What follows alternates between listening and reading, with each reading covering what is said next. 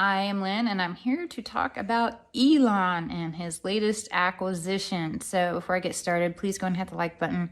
Helps me out, helps me break through the censorship a little more each time. So, okay, here we go.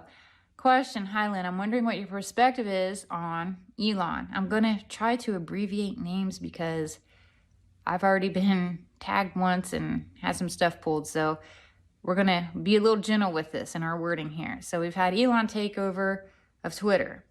I don't have any illusions that he or any of these prominent people are heroes to humanity, but I feel that whatever his issue and his agenda, he serves a purpose by allowing a lot of the beer bug truth to come into the mainstream and help to turn the tide.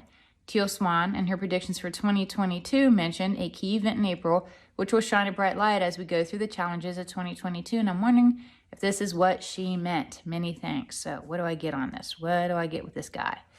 So as I focus on E, let's call him that, I too, very skeptical vibe when I think about him, think about what he's doing. And as I work past this, I get that all of this is just an illusion. It's all an illusion.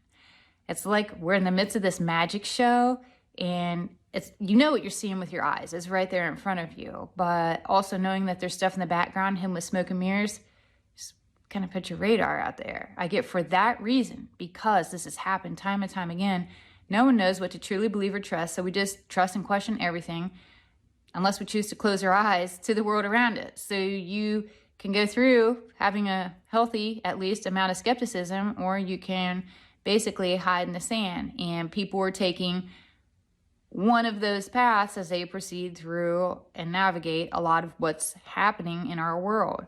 I get that good things are going to come out of E taking on Twitter, and that truth is going to come out, but it's only going to come out to those that are willing and ready to accept it. And that's the key part of this. The illusion that comes into play is that people think that because the information is allowed to be public, that it's going to change the mind of those that are sleeping. But the struggle is that those that want to reject what's in front of them are going to dismiss this too.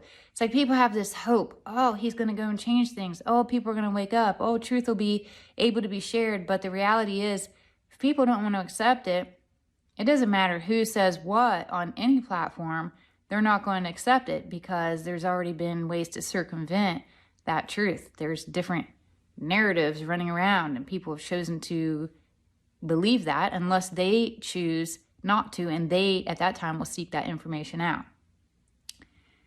So the struggle is going to be that those that want to reject what's in front of them are going to dismiss all of this also. It's going to cause, I get, even more divide among people because they're going to have a new thing to argue about and banter about. In many ways, yes, this is good to provide a platform to share and create the illusion of free speech.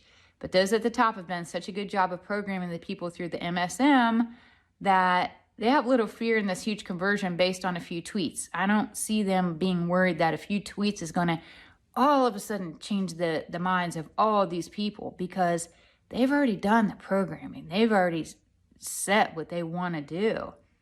Those that want to seek the truth will, whether or not Twitter is free or not. People that want to know the truth are going to seek it out. And those that don't are just going to keep regurgitating the narratives that they've already heard. And it's the same narrative over and over. E, this guy, has become the new white knight. So they want people to always have something to believe in. People are looking at him to spark a great change, but he's just serving the vacancy of the letter of the alphabet who was leading a big group of people, which is energetically now starting to dry up. That's not out there. There's not this letter anonymously following that's putting all this other information out there on different message boards. So they need to have someone else fill that vacancy because they want to keep that hopium alive. The powers want people in a forever hopeful state of inaction. And I get that that is the key to a lot of this.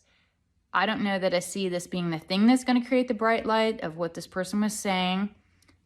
I think that it's still to come, and it's going to take the shape of people doing something in a more physical, whether it's a confrontation, a non-peaceful protest, something like that, rather than manning a keyboard. I don't see that doing a whole lot. I just see the thing that makes a difference and takes people back will be in person and out into the world, not sitting behind the computer.